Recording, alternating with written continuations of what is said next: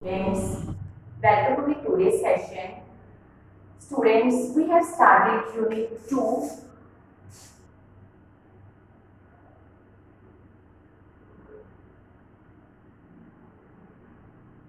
Kinematics.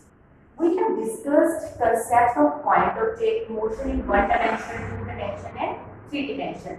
Let us recall motion in one dimension, two dimension, and three dimension. Firstly, motion in one dimension.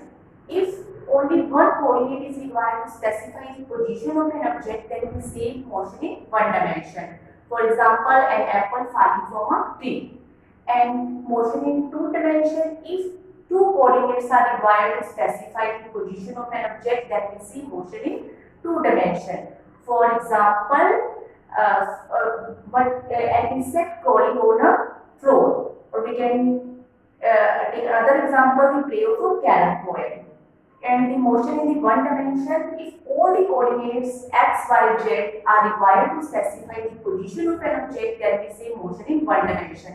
For example, the flight of an aeroplane or a point in a space. Next, we will discuss about the basic distance and displacement.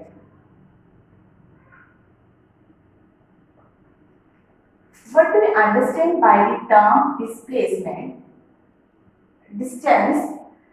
As we know, the distance is the length covered by the object in a given time, or you can say the actual path covered by an object.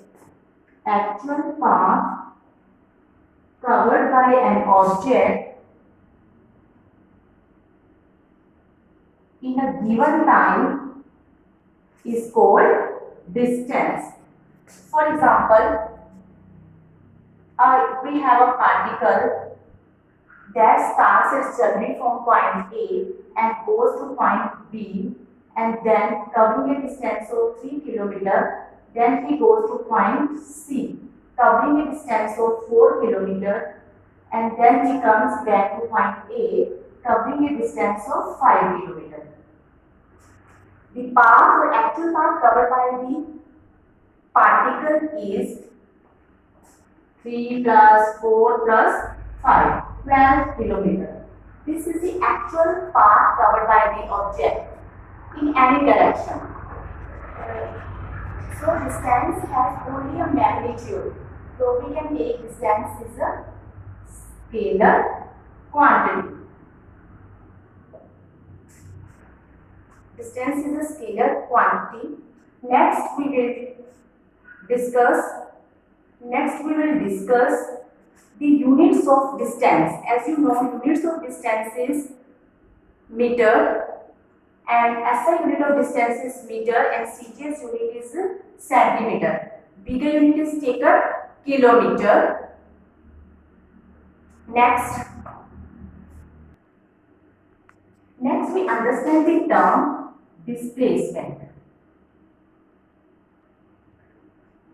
Displacement, the shortest distance or shortest path covered by an object is called displacement. Or we can say it is the difference between final and initial position. Displacement is equal to final position minus initial position. To understand this, suppose we have a particle covering 3 km distance from A to B, B to C 4 km, and coming back, covering a distance of 5 km. So here final position is A and initial position is A. So displacement will be 0. Difference of initial final position minus initial position. So displacement, it is the shortest path covered by an object, is called initial position. If displacement is a vector quantity, because the direction is associated with the displacement. To understand this, we take one numerical problem based on distance and displacement. Firstly, note down this in your notebook. For example, a body covers a circular path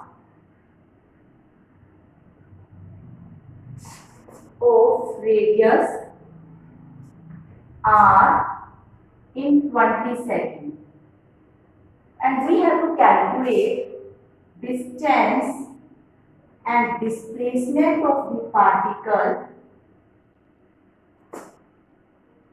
in 70 seconds. We have given that body covers a circular path of radius r in 20 seconds. Suppose a particle starts its journey from point A and it covers a circular path of radius r in 20 seconds. After covering one circle, it comes to point A. We have to calculate the distance in 70 seconds. 20 plus 20 plus 20 plus 1. 10. First 20 seconds means one circular path. Second 20 seconds means second circular path covered. Third 20 seconds means third circular path. Distance covered by this circular path is 2 pi r. In 3 circles is completed. In 60 seconds, distance covered is 3 into 2 pi r. And next 10 seconds, 60 seconds के बाद particle आपका A point पे होगा. But after 10 seconds, the particle is at point B. The distance covered is plus pi r, semicircle. So total distance is 7 pi r. Now we have to calculate the displacement. Please note down the distance in your notebook. Next, we have to find the value of displacement. After 70 seconds, the particle is at point B, and we have described displacement as the shortest distance covered by the particle. Shortest distance is from A to B. That distance is 2r. So displacement is 2r. Next, further we differentiate between distance and displacement. Distance has a always positive, but displacement may be negative, 0 or positive.